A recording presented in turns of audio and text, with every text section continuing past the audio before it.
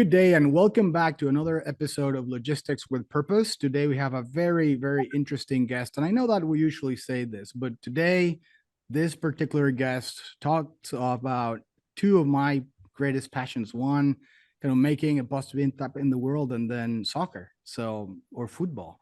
How great is that? Hey Nuria, how are you doing today? I'm really good, thank you. Hi, Enrique. It's I'm great. very And excited. it is going to be fun, isn't it?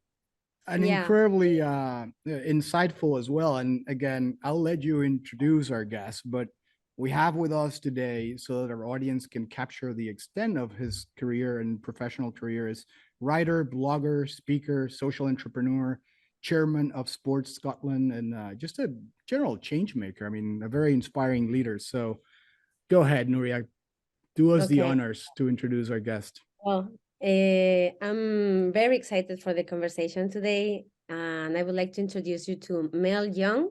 He's the president at the Homeless World Cup. It's a pioneering social movement which uses football to help homeless people change their own lives. So, Mel, welcome. Welcome to the show. I'm really excited to talk to you today. Yeah, thank you very much. It's great to be here and great to speak to you both. Well, thank you for being here. And yeah, I forgot to mention the very cool accent, which is going to make this particular episode even more successful. So Mel, thanks again. I know that you're in Scotland right now, aren't you? Yeah, I'm in Scotland. I'm Scottish. I'm in the capital city of Edinburgh. Nice. Well, tell us, why don't you start us off by telling us a bit more about you? Where did you grew? A couple of stories about your childhood. How it kind of started getting interested in what you're doing now. Yeah, I was brought up in Edinburgh in Scotland, kind of very typical unspectacular childhood. Like lots of other kids my age, just got into sport. I really loved it.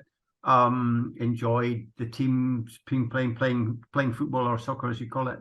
But I was never particularly good. I don't know. It's just kind of way my muscles and bones are, I think. What position were you? What position were you trying back then? I used to play a forward.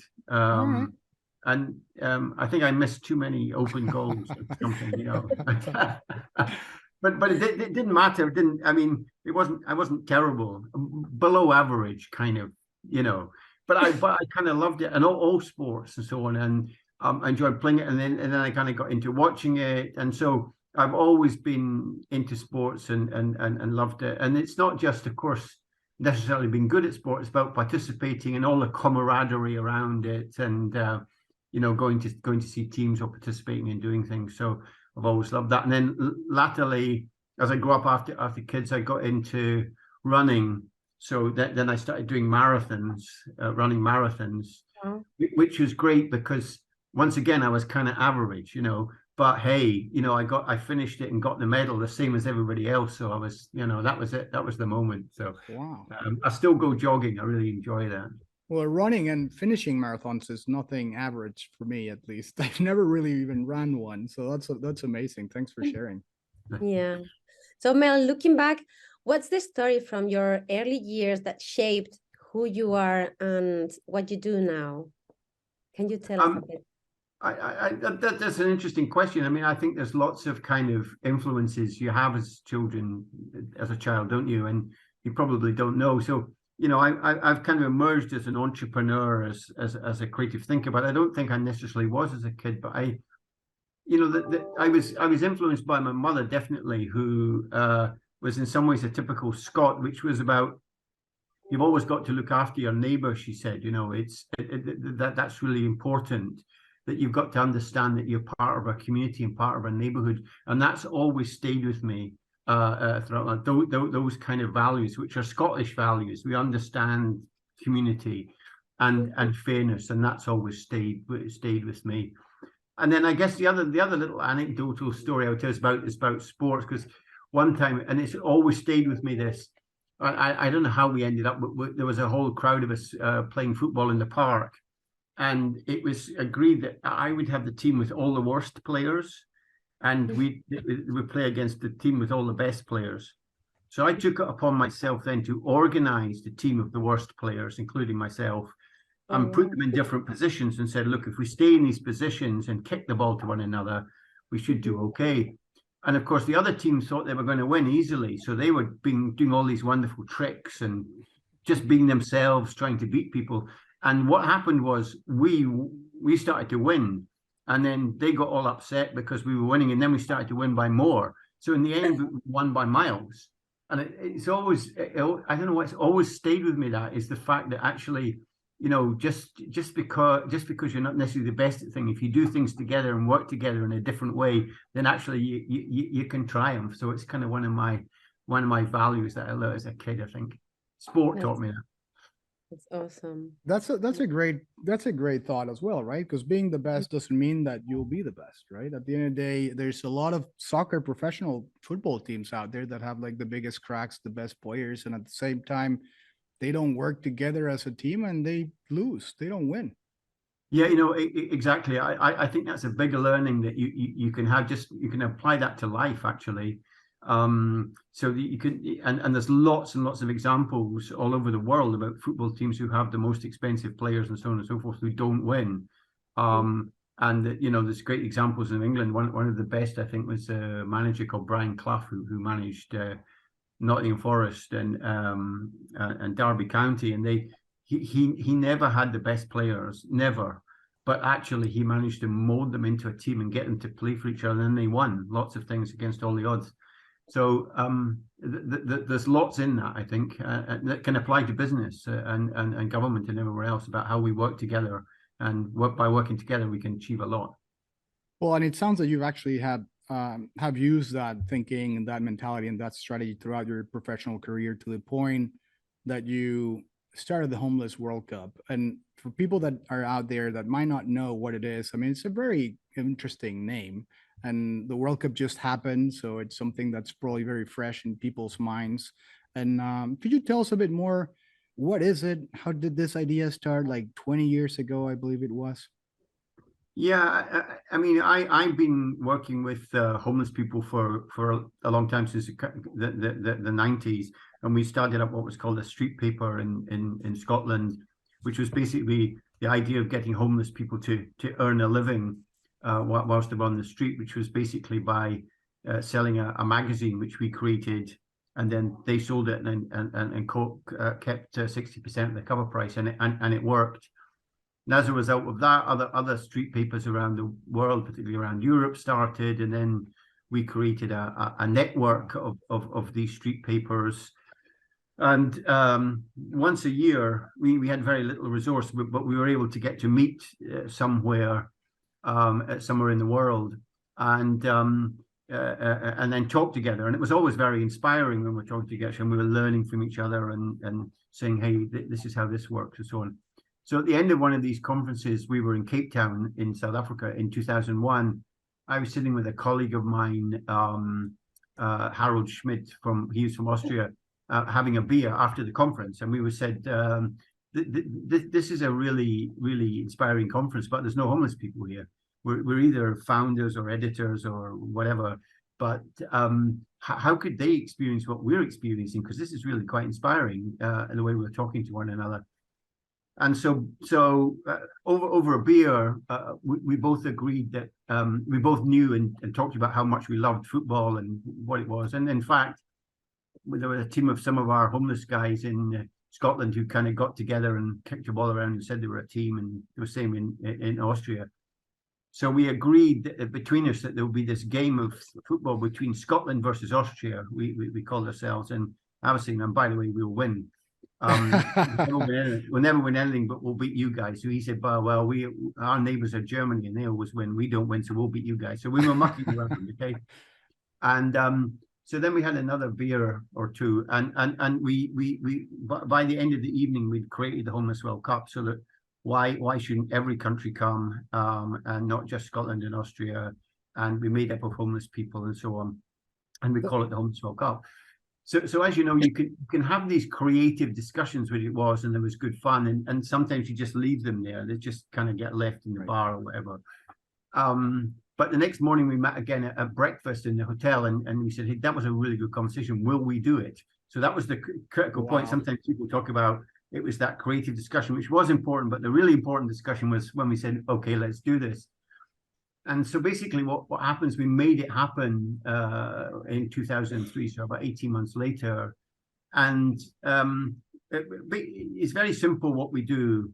Our partners around the world just go into the street where homeless people are and say, do you want to play football? And here's a ball.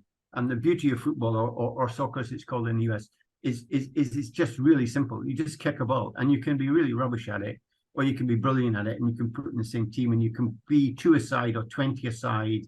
You can play anywhere. And so it's a very, very simple game to get people involved in, and it's not expensive, and you can play anywhere.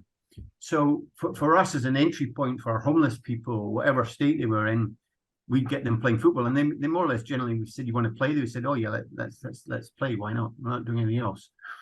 And so then the incentive was, okay, you know, you can get to represent your country. And so we had our first event in 2003 in the middle of Graz in Austria, where Harold was from. We play on small pitches, so we deliberately don't go to where the big pitches are because they're a long way away. We're playing small pitches. We always go to the center of town, which is where homeless people are. And we play short games. There are 7 minutes each way with a minute in between.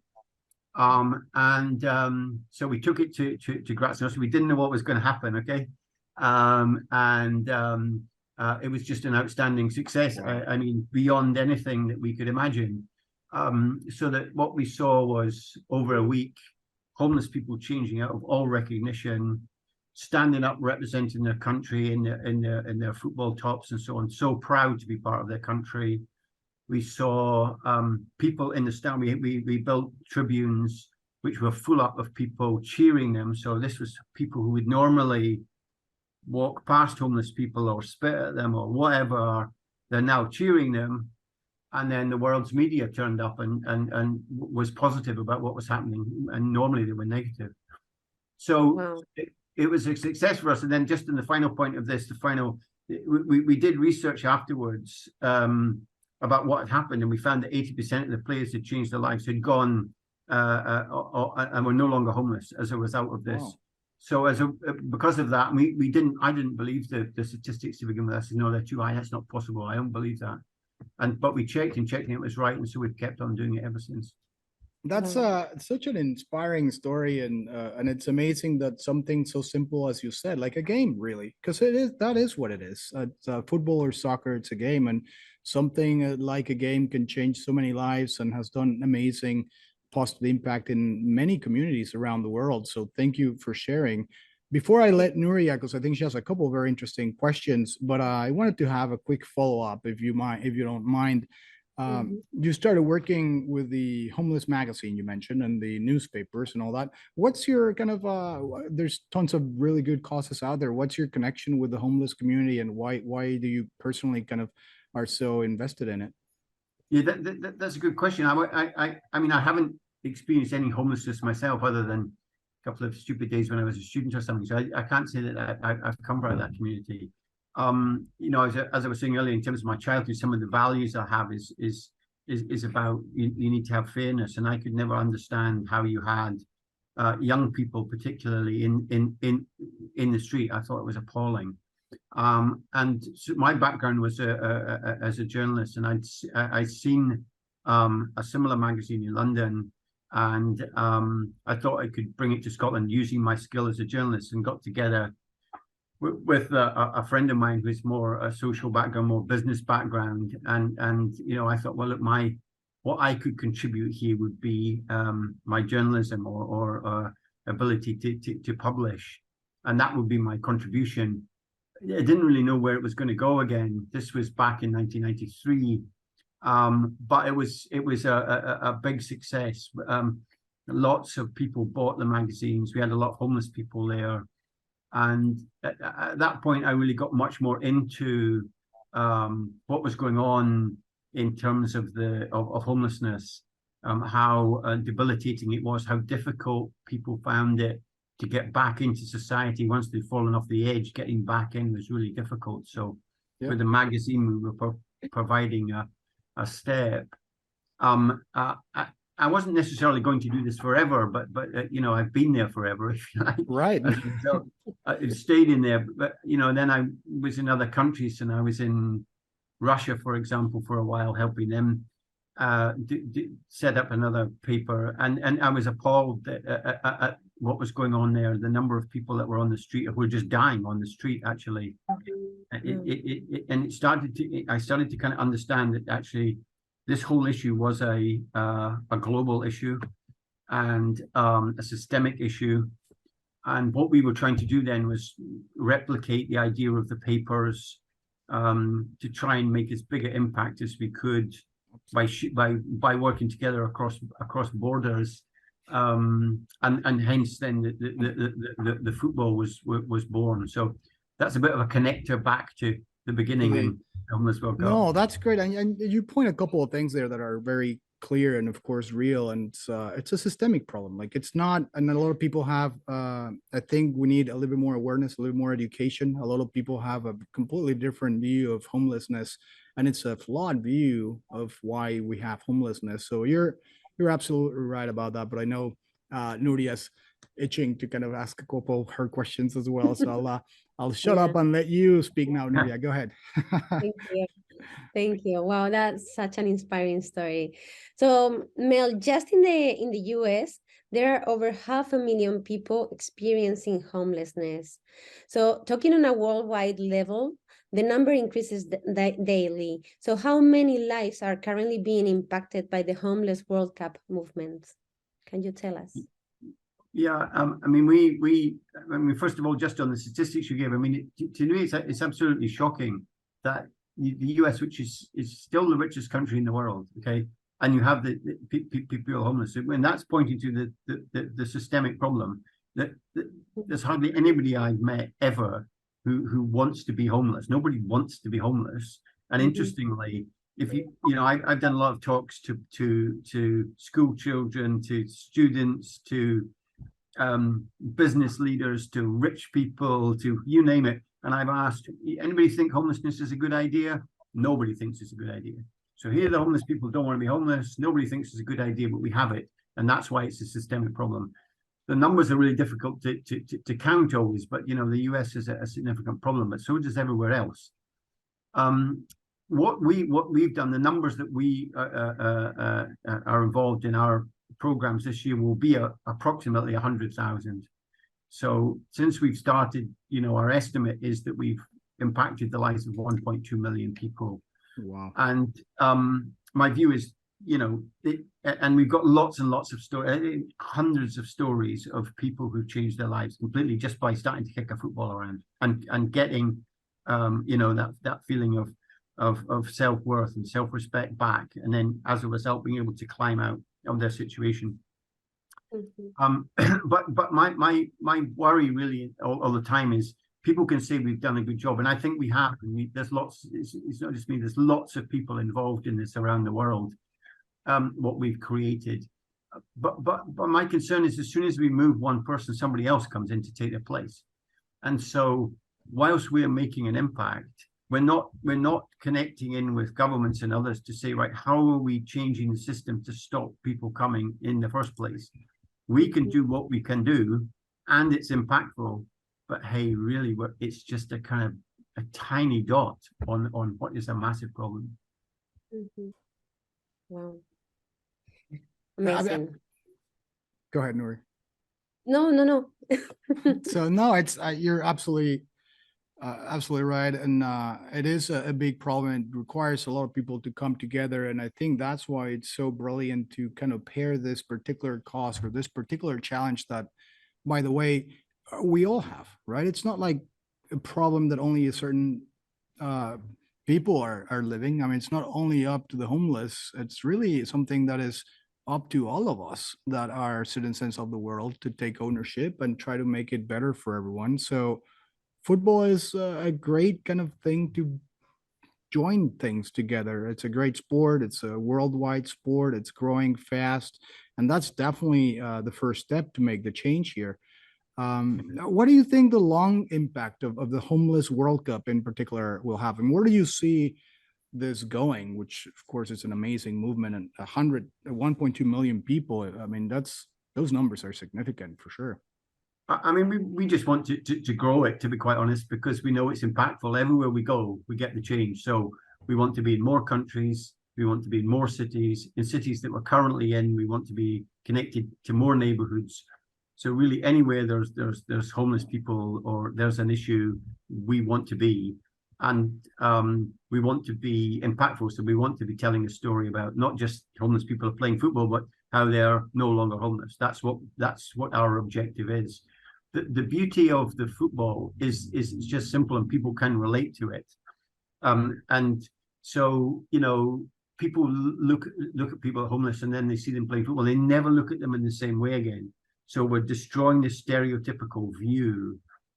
And, you know, I'm always saying, look, actually, it's not about necessarily thinking about the alleged 1 billion homeless people that the United Nations say there are, because we can't comprehend that as one human being. But you can do something small to create change. So the story I sometimes ask is that, you know, how can a football referee end homelessness? And people kind of no idea. And what we have at the Homeless World Cup are a whole coterie of international referees now who volunteer, who come every year to our annual events, referee the game. Very important we have referees because they keep order and they, you know, make sure the rules are held. Very, very important. And that's what they do. That's their contribution, which is actually a major contribution in point of fact. And people never think how a referee could impact something. And if you start thinking about all of that, if we all do something, right, a little, even if it's just a tiny thing that's constructive, and we join all that up, then that's how you create the change. And I think that's what we're doing. All sorts of people are starting to go, hey, you know, that works. How can we join in with them? Then we'll go, okay, this is what you could do for us. This is how this could make a difference. And we build it up from there. And then that's how we'll create change. Well, that's incredible. And Nuria, Mel's an incredibly humble person as well when he's telling all these stories. But I think they're in, I went to the website and correct me if I'm wrong, Mel, but I think they're in 75 countries. Isn't that amazing, Nuria? What's your take on this particular point? Like the worldwide organization that they have built in such a small period of time. Are you talking to me? So sorry. Yeah. No, don't worry about it. Like just I just wanted your reaction. No, so they're in 75. Yeah, so I will follow up with Mel, but I mean, what's your take on the international aspect of this amazing organization? Well, that's an incredible mission, and I think that well, you are not only impacting and giving hope to those people. I think that you are giving them a purpose in their lives. And well, I would like to ask you lots of things about. I'm very curious about to know how does it work, how is the dynamic within the process since one person joined the Homeless World Cup. How does it work? How is it the process during that year that they are part of the Homeless World Cup, and then they come to play with you and represent their country? Yeah, I can answer that. I mean, I just answer in kind of general terms because every country is just a little different. Mm-hmm. But we will go to where homeless people are, or homeless people will put a notice somewhere to say that there's some soccer or football going on. And in the initial phase, we never comment on the homeless person. We just say, do you want to have some place of football, have some fun for an hour? Okay, and so everybody's running around. And it's important that the psychological interventions at this point, because people self-esteem is zero. Everything is gone. You don't believe anything is possible. So we're just kind of creating a space where people can be. And then we try and encourage them to come back to the next day or the day after and say, hey, come back. And it's quite important actually because you're the goalkeeper and we need you, or the blah, blah, blah, whoever it is as part of the team. And so we're trying to build, and we are building a kind of family atmosphere where they kind of feel feel valued and feel part of. And then over time we start working with them and building it up. And so there'll be different issues that are maybe affecting them. They might be about obviously housing, they might be about employment, they might be about drugs, they might be about alcohol, they might be about family issues, they might be about the whole lot put together. And we'll start saying to them, well, there's pathways in which we can build and help you trying to sort out some of these issues. Some can react quite quickly to that. Others are much slower. We don't really care, actually. We always use the football as the center point. A big objective for them is to try and get on the team to represent their country. Now, not all of them can get on the team, but they kind of understand that. Yeah. Most of the players who selected are at the end of a process, so they're about to move into a house or a job, whatever. So it's the players selected for the country. We haven't got them from the street the day before. They've been going through our programs, and they're only allowed to come to our event once because it's the end. It's like you're moving on, and so the whole story within us is about change. It's about moving on, and we celebrate the guys who move on in a way so that this is the correct pathway for others to follow. We correct that, and a lot of our former players, the former homeless players now, have come back as volunteer coaches when they have jobs and houses. They come back, they volunteer. Some of them even run the programs now, actually manage the whole programs. And of course, they're able to say to people, say, oh, you don't know what it's like being where I am. And they're able to say, yep, I used to be right there, and now I'm here. So you can do the same. And that's very, very impactful and inspiring, that. So, I mean, that's a very general answer I'm giving you about kind of what's happening. It's obviously a bit more complicated, that not quite so straightforward. But hey, that's the process, and it works. No, that's amazing. Sounds incredible. So, jumping on a solid pillar that also supports the Homeless World Cup ideology, which is the new ISM. So, can you tell us a bit more about it and what does it stands for? Yeah, well, this is something I started up just prior to COVID with a friend of mine called Alex Matthews, and basically where that comes from is that, again, it relates very much to my experience in terms of homelessness. It's about the kind of system failure, and the newism comes from the perspective of we need to have a look at the way that we're all working together and kind of systems, because nothing appears to be actually working. And so it's not an issue between an economics issue of capitalism on the one hand versus socialism. It's not that at all. It's basically saying, actually, we don't think these work anymore in the modern world. Have we got an economic system that actually is fit for the modern world? So leaving the politics and everything aside, how can you create a system which is fair, which allows everybody to participate?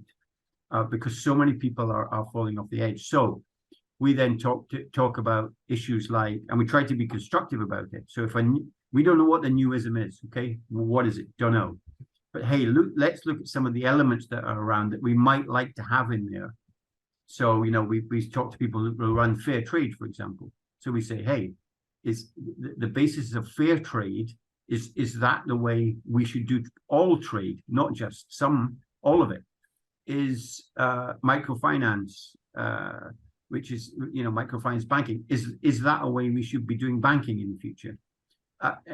Environmental labeling, etc., and you start to build up something which becomes the basis of a new economic system. So that's where the newism comes. We've got a lot of people to come and contribute. I don't think we're anywhere near yet being able to have this aha moment. This is what this looks like. But there are certain elements in there, and I'm quite sure if people start to connect into this, and a lot of people who want to do it, to talk about it. So people from the business world get this. They get it. They say, we agree with this, actually, because you can't keep on growing in a finite planet.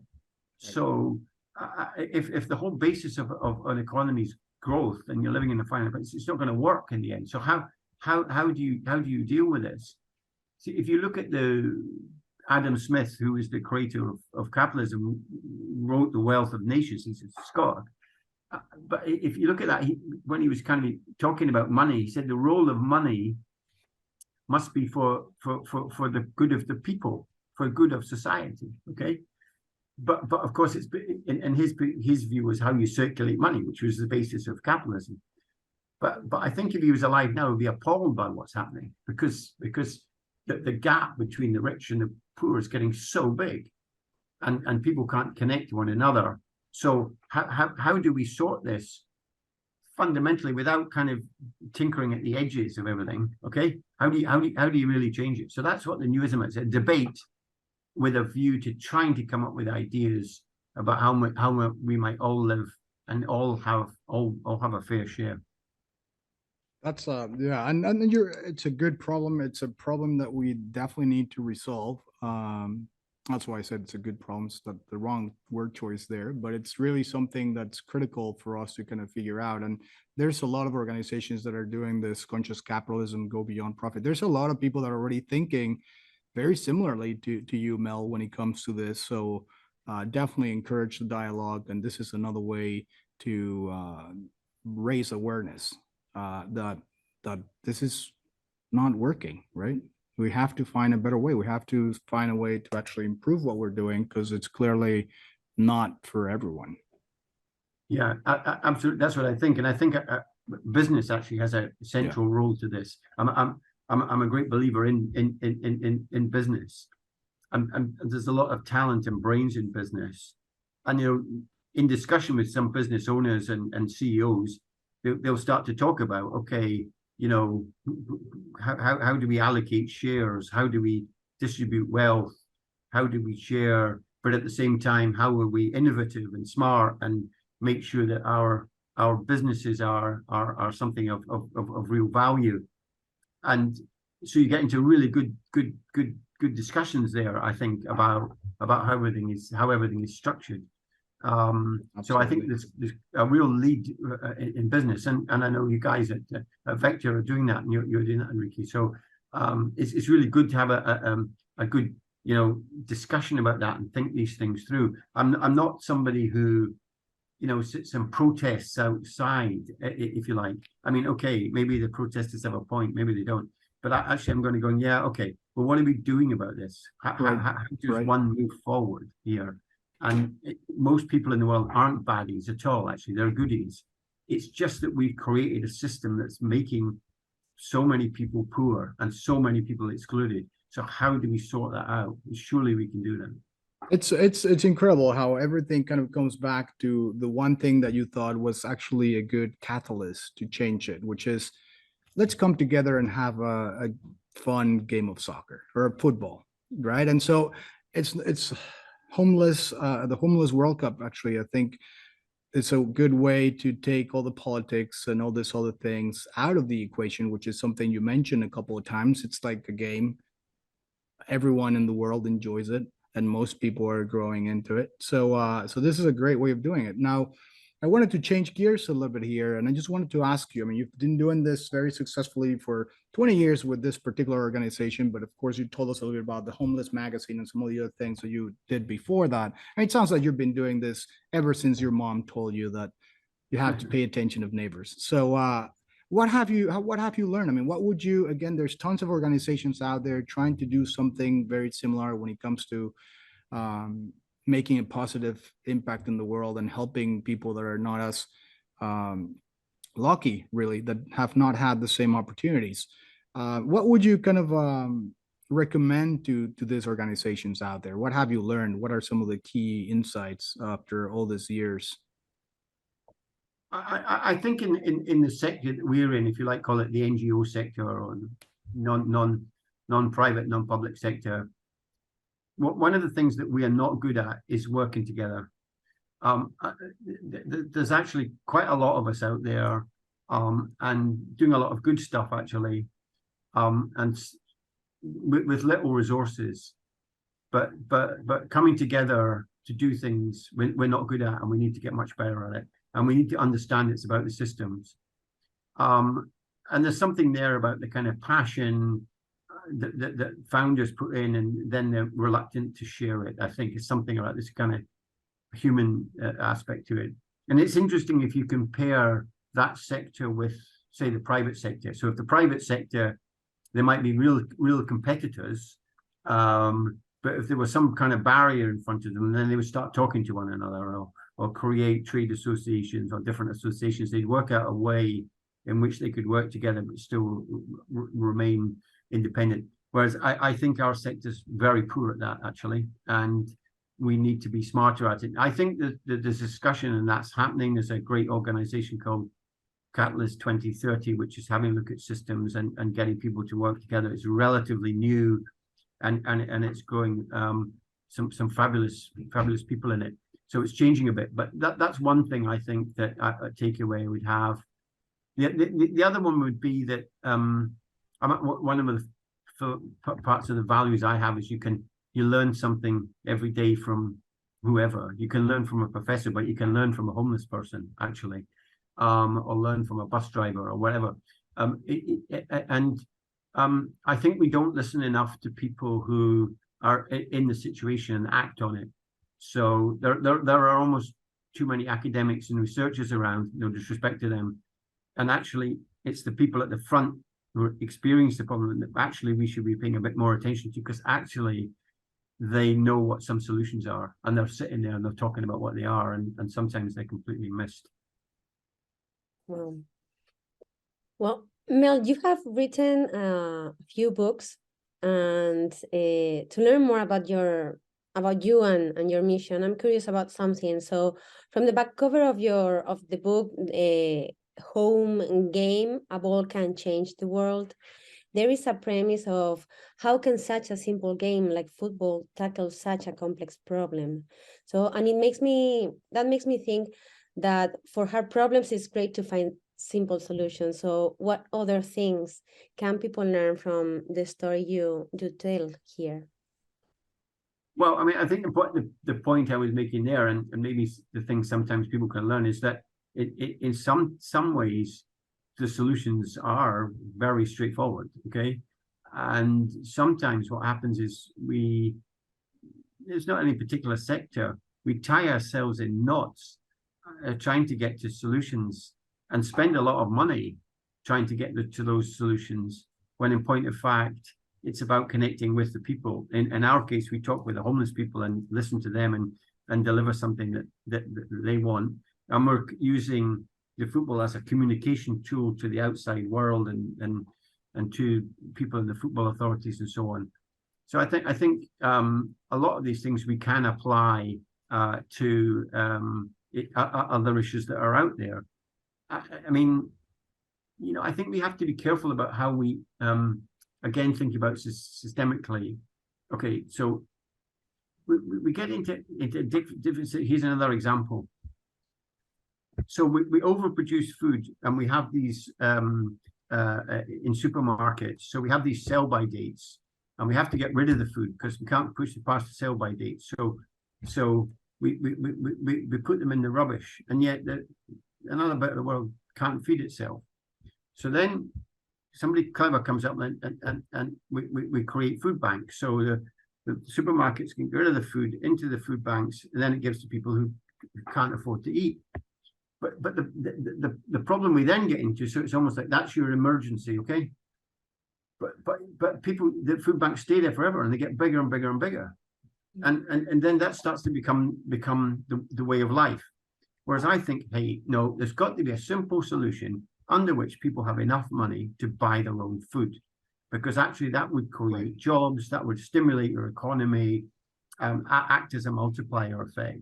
So I would be saying that, right, in that space, we ought to be trying to get rid of food banks, not from a bad point of view, rid of food banks, getting rid of that culture, which is a kind of handout culture, into a way in which people can make decisions for themselves. And there's got to be a simple way to do that.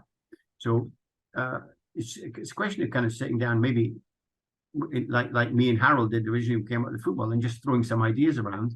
And then you need the entrepreneur to go, or the leader to go, right, this is what we're doing. Yeah, that's absolutely true. And I think I heard or read somewhere that hunger, it's really more a logistics problem than a food scarcity problem. because there is more than enough food in the world to feed people that are starving, and there's so many food that we're throwing away. So it's you're absolutely right about this. And moving back a little bit to the Homeless World Cup events, I know that you have been hosting quite a few. Could you tell us a little bit of the cities that have been hosting this event in the past? I mean, who was the last one? And maybe an announcement as of which will be the next one, which we're all thrilled about. Yeah, yeah.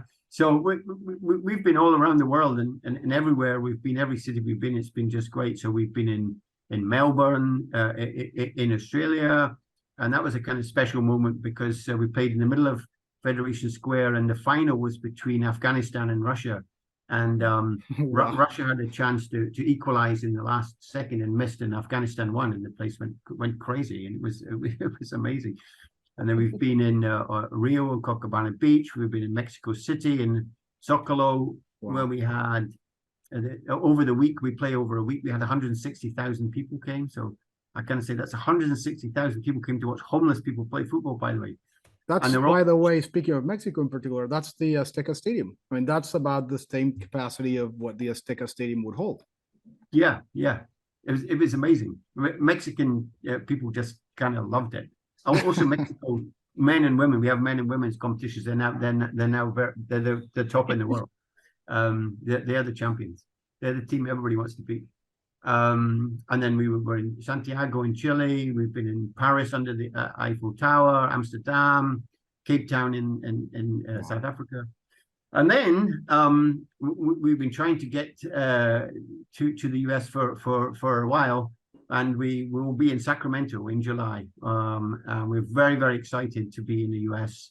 And we think it's going to be a fantastic event. Our partners there that we're working with, Street Soccer USA, want to make it the best ever, and I'm sure it will be.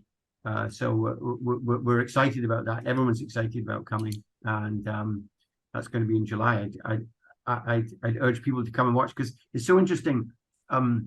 People kind of they listen to maybe what I'm talking about, other people talking about, they don't really get it, and then when they come, they go, "Wow, this is amazing. What's going on here?" And even people, Nuria, who don't like football, okay, they kind of go, "I don't like football, but I like what's going on here," and because the players, if you think about it, after being homeless and all that, now they represent the country. Everyone's cheering, and it's their moment of their life. You can imagine, and so they just give off this kind of just positive vibe. Yeah, there's no red cards. There people are competitive. They want to win the game. Okay, but it's just played in a fantastic spirit where the players are connecting with one another, connecting with the audience, and it becomes a special atmosphere. The energy sounds unbelievable. And of course, I encourage everyone that's listening to us right now to mark your calendars for the US Homeless World Cup, which I'm sure will be a big, big success as a country. I'm American, and everyone that's here in the US will definitely do whatever it takes to make it the best one, right? We're competitive and by nature, and we're fully supportive as well. This is an amazing cause. And of course, this is an amazing country to host this in. And I think there's a lot of things that can come out of that World Cup. So we'll put all those comments, all those links, everything you've said in the notes. But this is amazing. Nuria, any thoughts on that? And I know that you have another question, so go ahead. Well, I believe that with the Homeless World Cup events, there might be implemented logistics in the process. So what means to you logistics with purpose? Logistics with football. I mean, logistics is obviously a really, really important part of what we're doing, because we are, in a sense, moving people around the world, and some of them don't even have passports or identity, and so they have to get that, and then we have to kind of move them. We have to move the bits around the event, and so, and then putting on the event is really a logistical exercise, to be quite honest. So logistics is a very, very important part, and having Vector here as our new logistics partner, which we're thrilled about. We can always come to you for advice and help and support, which you're giving us, which is fabulous. Just back onto the US, coming to the US again. See, we're excited about coming to the US because there's an issue here. But we also know that the US is a country which problem solves, and is also incredibly generous and kind. And you put these together and say, hey, look, can we build on this? Can we actually start a real energy around here based on these homeless guys who changed their lives, that we're going to make this really, really impactful. And that's what it's exciting about. It's going to be a great event, I'm sure. And the people that come to watch will just get into it big time. No, But this is the first time in the US too, right, Mel? It's the first time we've been in the US, the first time. Yeah, we've wanted to come for a long time. So this is the first time. So we're excited. Very excited. Well, Mel, thank you so much. We could be talking about this for a couple more hours, and we'll probably invite you over a couple more times as this whole thing progresses, as you host the successful Homeless World Cup in California and Sacramento. We'll put all the links so that people can not only go and watch, but can also support you. What would you tell our listeners? What's the call of action when it comes to not only supporting the Homeless World Cup, but in general? What would you tell to everyone that's listening to us right now? Well, if in the US, certainly come along. We're in July in Sacramento. If you can make it, come along. I promise you'll love it. That would be my call. The other thing would be come and support us. Our website's homelessworldcup.org. But other than that, it's about, we all have to take kind of an intervention. As I said earlier, it's all about doing a little something. So if we all do that something, we will make the change. So you don't have to do huge things. And think about something small that you might be able to do in your neighborhood, your street, or wherever, and just do it. And sometimes that's even just speaking to a homeless person, because they're totally isolated, and they're just going to say, hello, how are you doing? And what do you like? Do you like soccer? Do you like blah blah blah? And you like this music or whatever it is? And because homeless people are so excluded and so lacking in self-esteem, it just is really, really helpful. But just trying to think through, okay, what could we do that's not only impactful in terms of that emergency that I'm talking about. So somebody's on the street and they're hungry, so we give them food. Of course we do. But actually, how do we get them off the street altogether so that we don't have to give them things? How is it that we move people on completely back into society, in the society which we live in? So that would be my call to action. We all do something, we'll change the world. Mel, thank you very, very much. It's been a pleasure talking to you. For everyone else that's listening to us, if you like and enjoy conversations like the one we just had with Mel Young from the Homeless World Cup, please join us, subscribe, and thank you very much. I'll see you next time.